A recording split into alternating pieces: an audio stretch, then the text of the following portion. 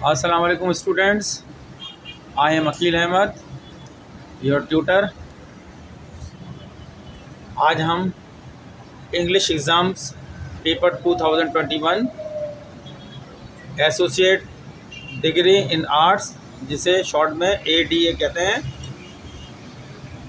Held on 30/8/2022, जो 30/8/2022 को हुआ था by the university of Karachi की तरफ से। ठीक है, जिसको पुराने मुताबिक BA का पेपर कहते थे, BA पार्ट 1 का इंग्लिश का। ये क्वेश्चन नंबर 5 है। इससे पहले भी मैंने क्वेश्चन नंबर 5 कराया है, जिसमें जॉब एप्लीकेशन लिखवाई थी। ये और करके यानी या करके आया, या तो आप एक ऐसे लिखें, या आप जॉब एप्लीकेशन लिखें, या आप एडिटर को एक ख़त लिखें। तीनों मरतबा या और करके आया है, और ये 25 नंबर का सवाल है। अब मैंने आज अभी जो लिखने जा रहा हूँ इस वाले टॉपिक में, ऐसे राइट एन ऐसे, आपको नज़र आ रहा होगा क्वेश्चन नंबर 5, राइट एन ऐसे on any one of the following topics. यहाँ 2 टॉपिक्स दे दिए उन्होंने। पहला टॉपिक दिया है global warming, cause and effect, जिसकी वजह और असरात बयान करने हैं ग्लोबल वार्मिंग में। दूसरा दिया है इन्होंने इम्पोर्टेंस ऑफ फीमेल एजुकेशन, ये मैंने उर्दू भी साथ में लिखी है। नंबर 1 ग्लोबल वार्मिंग, वजह और असरात। वजह को हम असबाब भी बोलते हैं उर्दू में। और नंबर 2 लड़कियों की तालीम की अहमियत या औरतों की तालीम की अहमियत, जैसे भी आप तर्जुमा करें। ठीक है, अब मैं यहाँ पे इसका आंसर की तरफ चलता हूँ। मैंने टॉपिक का भी इंतखाब किया है ग्लोबल नंबर 1 वाला, 5 क्वेश्चन नंबर 1 का 1, global warming cause and effects, यानी ग्लोबल वार्मिंग वजह और असरात। अब इसका मैंने जो है सेंटेंस वाइज आपको जो मैं पढ़ाऊँगा यहाँ पे ग्लोबल वार्मिंग सेंटेंस, और उसका तर्जुमा भी साथ साथ बताऊँगा लिख के, और जो मुश्किल अल्फाज होंगे उनका मतलब भी बताऊँगा। Global warming is increase the average atmospheric temperature of the world, full stop. World full stop नहीं, कॉमा, आगे सेंटेंस चल रहा है, कंटिन्यू है। And resulted in the green house effect, full stop. अब ये सेंटेंस मुकम्मल हो गया है। मैं सेंटेंस वाइज ये ऐसे लिख रहा हूँ ताकि आपको इसका मतलब भी पता चलता जाए तर्जुमे का।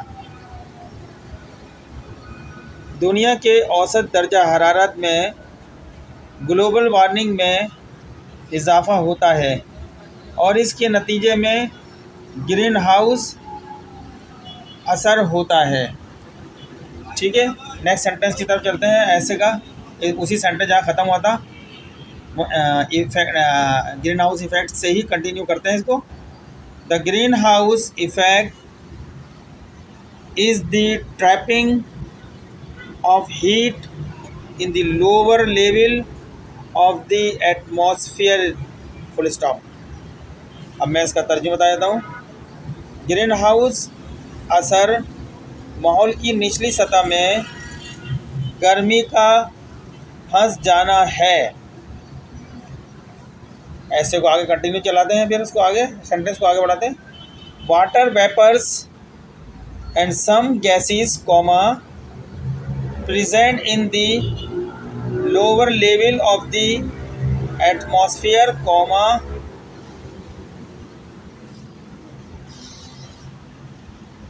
absorb heat, and this heat ultimately causes an increase in global warming.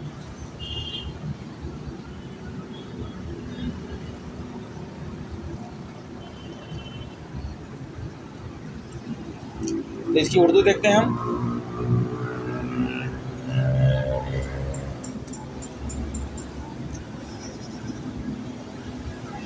आबी बुखारात और कुछ गैसें जो कि फ़िज़ा की निचली सतह पर मौजूद हैं, कौमा, गर्मी को जज़्ब करती हैं, और ये हरारत बिल आखिर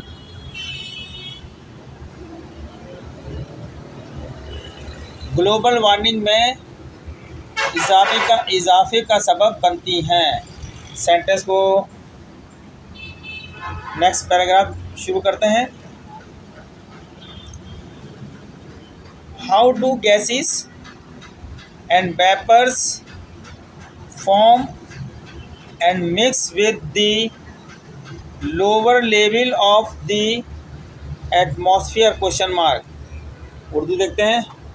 गैसें और बुखारात माहौल की निचली सतह के साथ कैसे बनते और मिक्स होते हैं question mark.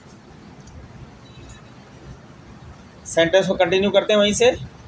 Carbon dioxide is produced by the burning and respiration of human beings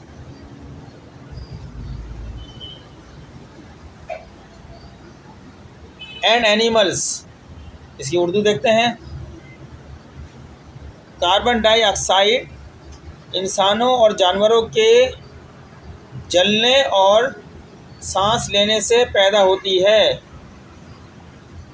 sentence को कंटिन्यू करते हैं। Methane gas is produced by insects and other animals comma and nitrous oxide is the outcome of the use of nitrogen fertilizer full stop। Urdu देखते हैं इसकी। Methane gas कीड़े मकोड़ों और दीगर जानवरों से पैदा होती है और नाइट्रस ऑक्साइड नाइट्रोजन खादों के इस्तेमाल का नतीजा है। नेक्स्ट सेंटेंस कंटिन्यू करते हैं इससे। The industrial revolution has been increasing the amount of this gas in the atmosphere. Urdu देखते हैं इसको उर्दू में। सनती इनकलाब फ़िज़ा में इस गैस की मिकदार को बढ़ा रहा है। नेक्स्ट सेंटेंस कंटिन्यू करते हैं। From the time of the beginning of the industrialisation till mid 20th century, the amount of this gas in the atmosphere increased by 100%। Urdu देखते हैं। सनतकारी के आगाज़ से लेकर 20वीं सदी के वस्त तक फ़िज़ा में इस गैस की मिकदार में 100% इजाफा हुआ है। नेक्स्ट सेंटेंस कंटिन्यू करते हैं। Due to this increase the mean surface temperature of the world has risen by 1 degree centigrade। इस इजाफे की वजह से दुनिया के औसत दर्जा हरारत में 1 डिग्री सेंटीग्रेड का इजाफा हुआ है। नेक्स्ट सेंटेंस देखते हैं। Fine particles in air, including soot SOOT, including soot, sulfates and organic aerosols penetrate human tissues deeply and cause respiratory and cardiac problems। Urdu देखते हैं इसकी। हवा में मौजूद बारीक ज़र्रात बशमूल काजल, सल्फेट और नामियाती एरोसोल इंसानी बाफतों में गहराई तक दाखिल होते हैं और सांस और दिल के मसाइल पैदा करते हैं। Next sentence, a recent study found that air pollution in France, Austria and Switzerland causes 50,000 asthma attacks and 40,000 death per year. इसकी ट्रांसलेशन की है मैंने। एक हालिया तहकीक में बताया गया है कि फ्रांस, ऑस्ट्रिया और स्विट्ज़रलैंड में फ़िज़ाई आलूदगी सालाना 50,000 दमे के दौरे और 40,000 अमवात का सबब बनती है।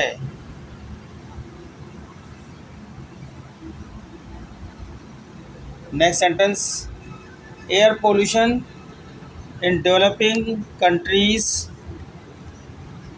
सच as India, Pakistan and China is even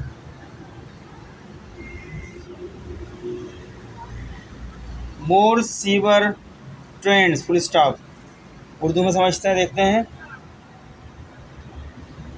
Bharat, Pakistan और चीन जैसे तरक्की पजीर ममालिक में फ़िज़ाई आलूदगी के और भी शदीद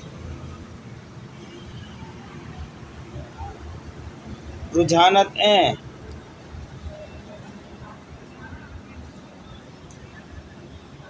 चलें अब लास्ट सेंटेंस पे हम इसको एंड करते हैं, क्योंकि टॉपिक बहुत बड़ा है।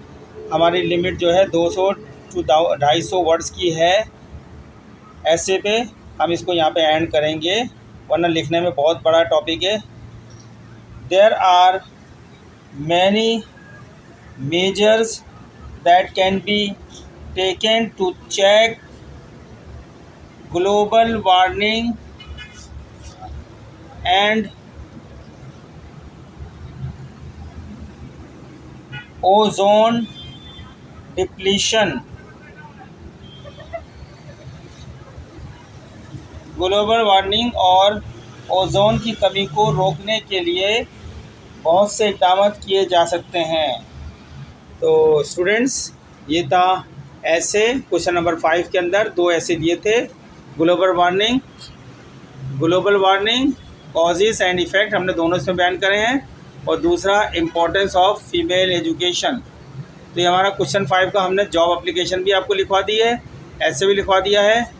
अब उसके अंदर एक लेटर है जो है बेगर, जो जितने फ़कीर हैं उनकी तादाद में इजाफा हो रहा है, उसका एक एडिटर को लेटर लिखना है।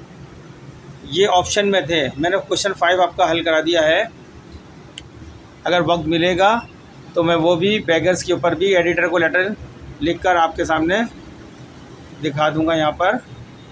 तो अगर स्टूडेंट्स, अगर आपको हमारे लेक्चर्स अच्छे लग रहे हैं और आपका फ़ायदा हो रहा है, तो आप हमारे चैनल को सब्सक्राइब करें, लाइक करें, आगे शेयर करें दूसरों को, और साथ में बेल शेप भी दबा दें। जैसे ही हमारा नया लेक्चर अपलोड होगा आप तक पहुंच जाएगा। Thank you very much. अल्लाह हाफिज़।